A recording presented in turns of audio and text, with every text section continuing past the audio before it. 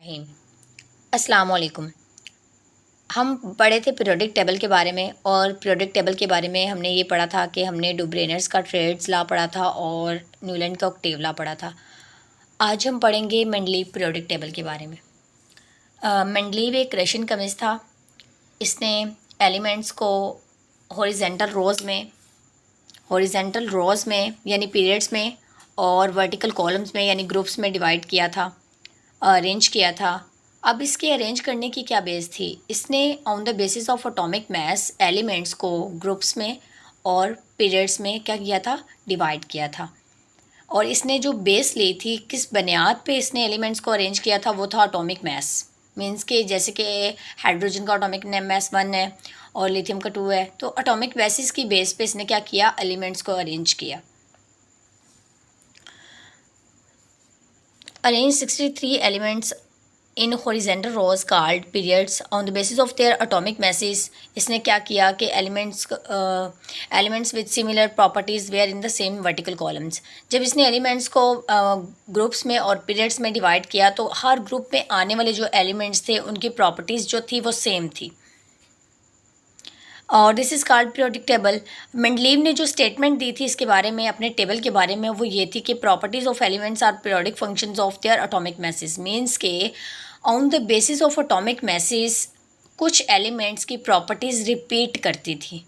अब जो जिन एलिमेंट्स की प्रॉपर्टीज़ रिपीट करती थी उन्हें सिर्फ एक ही ग्रुप में रखा गया। मीन्स के एक वर्टिकल कॉलम यानी एक ग्रुप के अंदर आने वाले जितने भी एलिमेंट्स थे उनकी प्रॉपर्टीज़ थी वो आपस में मैच करती थी। और इसका यही डिमेरिट भी था, यानी इसकी शॉर्ट कमिंग भी थी कि इसने क्या किया कि पीरियोडिक टेबल को अरेंज तो किया और बहुत अच्छा अरेंज किया, लेकिन इसने क्या यूज़ किया? इसने on the basis of atomic message जो था एलिमेंट्स को अरेंज किया। अगर इसकी डिमेरिट्स यानी शॉर्ट कमिंग की बात की जाए तो जो न्यू आने वाली बुक्स हैं उसमें जो वर्ड्स हैं वो थोड़े से अब की यूज़ किए गए हैं, लाइक डिमेरिट्स की जगह पे शॉर्ट कमिंग्स लिखा हुआ है, तो इससे कंफ्यूज नहीं होना, वो भी क्या होती है? वीकनेस ही होती है। Failure to explain the position of isotopes. जो मेंडलीव का पीरियोडिक टेबल था, यानी मेंडलीव था, ये जो रशियन केमिस्ट था, ये इस चीज़ को एक्सप्लेन करने में फेल हो गया कि आइसोटॉप्स को किस तरह से अरेंज करना है। फॉर एग्जांपल हम हाइड्रोजन की ही बात कर लेते हैं। आपने हाइड्रोजन के आइसोटॉप्स के बारे में पढ़ा भी होगा कि हाइड्रोजन के जो है 3 आइसोटॉप्स हैं। अब देखिए पीरियोडिक टेबल में हम हाइड्रोजन को सिर्फ एक ही प्लेस प्रोवाइड कर सकते हैं। अगर हम हर एलिमेंट के आइसोटोप को भी एक प्लेस प्रोवाइड करेंगे तो इस तरह से तो पीरियोडिक टेबल होगा वो बहुत बड़ा हो जाएगा और इनको अरेंज करना भी मुश्किल है कि हम आइसोटॉप्स को मीन्स के उनके मैसेज की बेस पे देखें। इसका मैस जो है वो 1 है, इसका 2 है, इस हाइड्रोजन यानी ट्रीटियम का 3 है। तो अगर हम उनके मैसेज की बेस पे यानी हम आइसोटॉप की बेस पे एलिमेंट्स को अरेंज करना शुरू हो गए तो हम किस तरह से करेंगे? और तब इतने एलिमेंट्स के आइसोटॉप्स पता भी नहीं थे, तो इसलिए ये बहुत डिफ़िकल्ट था। तो इसका ये एक डिमेरिट है। और wrong order of atomic masses of some elements. अब देखें कुछ एलिमेंट्स के एटॉमिक मैसेज तो थे वो रॉन्ग ऑर्डर था उनको पता ही नहीं था कि किस तरह से अरेंज करना है और उनका एग्जैक्ट एटॉमिक मास क्या है। तो ये भी इसकी शॉर्टनेस थी। फिर डिस्कवरी जैसे जैसे inert gases like noble gases की डिस्कवरीज हुई और अदर एलिमेंट ला दिया गया। पीरियोडिक लॉ में भी एलिमेंट्स को उसी तरह से ही अरेंज किया गया, बट इसमें क्या यूज़ किया गया? पीरियोडिक लॉ की एक बेसिक बात ये थी कि इसमें एलिमेंट्स को on the basis of atomic number arrange किया गया। तो ये पीरियोडिक लॉ बहुत इंपॉर्टेंट भी है, अक्सर शॉर्ट क्वेश्चन में आ जाता है। इसको जिस तरह से राइट करना है हम देख लेते हैं। हिस्ट्री की बात की जाए तो इन 1913 एच मोसले जो था इसने डिस्कवर किया था एटॉमिक नंबर। एच मोसले ने एटॉमिक नंबर डिस्कवर किए थे एटम्स के। एटॉमिक नंबर मीन्स के नंबर ऑफ प्रोटॉन्स की।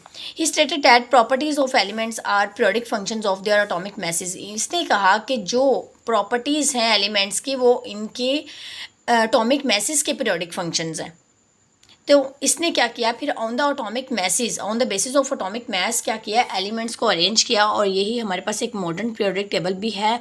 इसमें एलिमेंट्स को इसी बेस पे ही अरेंज किया गया।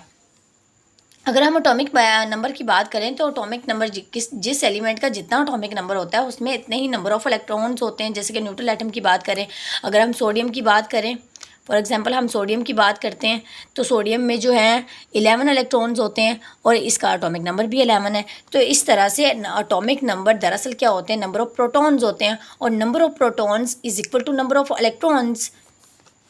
तो on the basis of electronic configuration इस चीज़ को प्रूव भी किया गया। Every element has fixed atomic number.